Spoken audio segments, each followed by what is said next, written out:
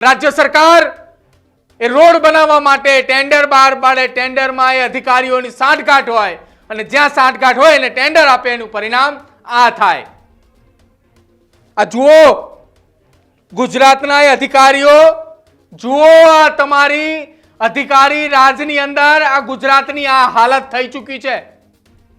દિવસ દરમિયાન હજારોની સંખ્યામાં અહીંયાથી વાહનો નીકળે છે. આ વાહનો જતા કોઈ દુર્ઘટના બને તો જવાબદારી કોની? એ અધિકારીઓએ ખુલીને બોલવું જોઈએ કે નહીં, અહીંયા કોઈ પણ ઘટના બને છે તો હું આરએનબી નો અધિકારી છું, આ મારી જવાબદારી છે. એમ